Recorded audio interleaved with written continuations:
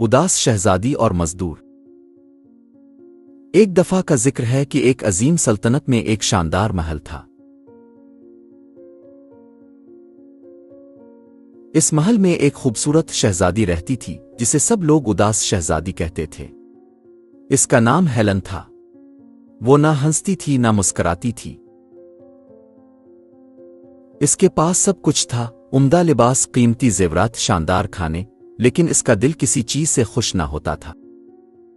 Helen اپنے ماں باپ کی اکلوتی بیٹی تھی۔ جب بادشاہ توماس اور ملکہ لیسا اپنی بیٹی کو اس طرح اداس دیکھتے تو ان کا دل بھر آتا۔ وہ سوچتے، ہمارے پاس سب کچھ ہے لیکن ہماری بیٹی خوش نہیں۔ آخر کار بادشاہ توماس نے ایک بڑا اعلان کیا، جو بھی میری بیٹی کو ہنسا دے گا وہی اس کا شوہر اور میری سلطنت کا ولی عہد بنے گا۔ یہ خبر جنگل میں آگ کی طرح پھیل گئی۔ دور دور سے شہزادے، نواب، امیر لوگ اور یہاں تک کہ عام شہری بھی محل پہنچے۔ بڑے بڑے جشن ہوئے، انواع و اقسام کے کھانے بنے، لیکن شہزادی کا چہرہ ویسا ہی رہا، اداس اور بے رونق۔ دوسری طرف شہر کے ایک کونے میں دریا کے پار ایک غریب مزدور رہتا تھا۔ اس کا نام اکسل تھا۔ وہ دن بھر سخت محنت کرتا، لیکن اس کی سب سے خاص بات یہ تھی کہ وہ ایماندار تھا۔ اس کا گھر دریا کے دوسری طرف تھا۔ وہ روز صبح دریا پار کرتا اور شام کو اپنا کام ختم کرنے کے بعد گھر واپس چلا جاتا۔ اس کا مالک اس کے کام سے بہت خوش تھا۔ سال کے آخر میں اکسل کے مالک نے اس سے کہا، یہ تھیلا لو اور جتنے چاہو پیسے لے لو۔ لیکن اکسل لالچی نہیں تھا۔ اس نے صرف ایک ہی سکہ لیا۔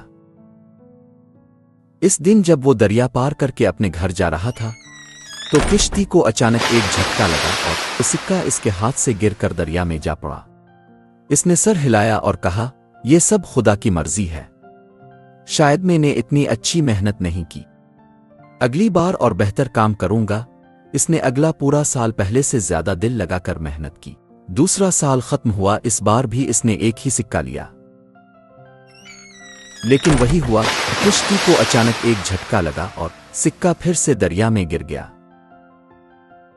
اکسل نے اپنی قسمت کو قبول کیا اور پہلے سے بھی زیادہ محنت شروع کر دی۔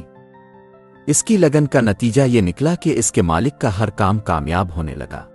تیسرے سال اکسل نے پھر صرف ایک سکہ لیا، لیکن پھر وہی ہوا، سکہ پھر سے دریا میں گر گیا۔ اس نے دعا کی، اے خدا، اگر میں نے ایمانداری سے کام کیا ہے تو میری اجرت مجھے واپس مل جائے۔ جب وہ دریا کے دوسرے کنارے پہنچا تو حیران رہ گیا۔ اس کے تینوں سکے دریا کے کنارے موجود تھے۔ وہ خوش ہو کر بولا، خدا نے میری محنت کا صلہ دیا ہے، اب وقت ہے کہ میں دنیا دیکھوں اور کچھ نیا سیکھوں۔ اس نے اپنے سفر کا آغاز کیا۔ وہ چلا اور ایک گھنے جنگل میں پہنچا۔ شام کا وقت تھا۔ اسے وہاں ایک بڑھیا نظر آئی۔ بڑھیا نے کہا، اے نوجوان، مجھے 3 سکوں کی ضرورت ہے، میری مدد کرو۔ اکسل نے سوچا کہ اس کے پاس 3 ہی سکے ہیں جو اس کی 3 سال کی کمائی ہے، لیکن اس نے بڑھیا کی مدد کرنے کا فیصلہ کیا اور کہا، اے بڑھیا، مجھے بدلے میں کچھ نہیں چاہیے۔ یہ کہہ کر اس نے 3 سکے بڑھیا کو دے دیے۔ جیسے ہی اس نے سکے دیے، بڑھیا ایک خوبصورت پری میں تبدیل ہو گئی۔ اس نے اکسل سے کہا، تمہارا دل بہت صاف ہے، میں تمہیں ہر سکے کے بدلے ایک ایسا انعام دوں گی جو تمہاری قسمت بدل دے گا۔ پھر پری نے اپنی چھڑی گھمائی۔ اسی وقت ایک جادوئی گھوڑا، ٹورم، ایک کتا، کاری اور ایک لومڑی مسکا نمودار ہوئے اور اکسل کے ساتھ چل پڑے۔ چلتے چلتے اکسل ایک شہر پہنچا۔ وہاں بڑی چہل پہل تھی، ہر طرف لوگ موجود تھے اور محل کے سامنے شہزادی ہیلن اپنی بالکنی میں بیٹھی تھی۔ وہ چمکدار لباس میں بے حد خوبصورت لگ رہی تھی۔ اکسل اسے دیکھتا ہی رہ گیا اور بے دھیانی میں ٹھوکر کھا کر کیچڑ میں گر گیا۔